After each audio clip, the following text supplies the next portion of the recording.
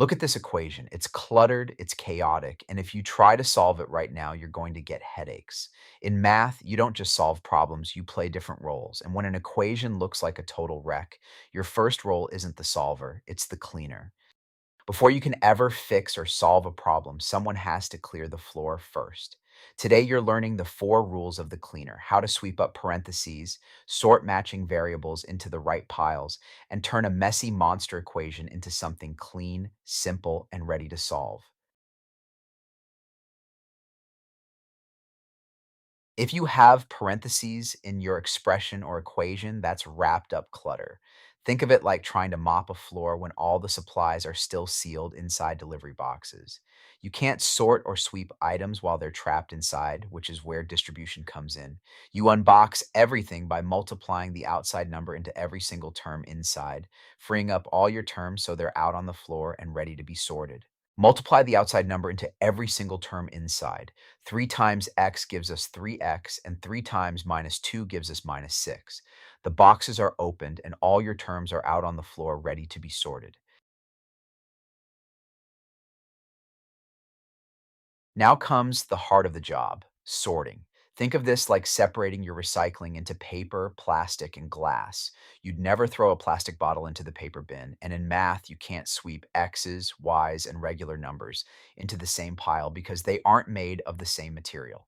To go into the same bin, terms must share the exact same variable and exponent. So 4x and 3x go in the x bin, minus 2y and 5y go in the y bin, and plus 7 and minus 6 go in the constant numbers bin. And here is the golden rule for a master cleaner: the operation or sign directly in front of a term belongs to that term. That minus sign in front of 2y is attached to it like a label. Wherever that term goes, its sign goes with it, so you never leave a negative behind on the floor.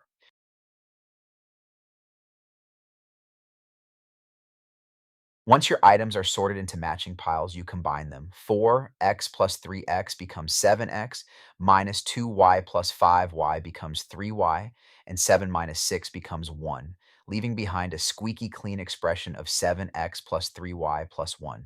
And notice how 7x and 3y stay separate, because while most beginner math students try to force them together into something crazy like 11xy, a master cleaner knows that once terms don't share the exact same variable, the job is done.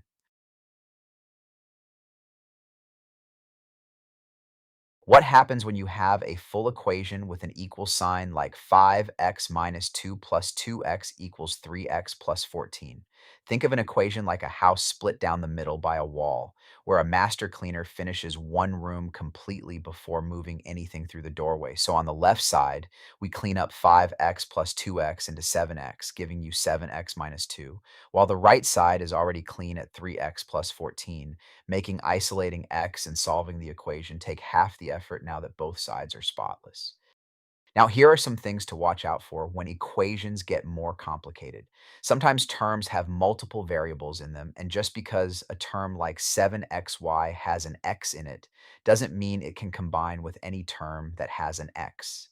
You also have to be careful when exponents are involved. Terms like x and x squared cannot be combined because even though the variables are the same, like aluminum foil and heavy steel are both metal, the difference in exponents makes them different materials, so we have to sort them into different bins.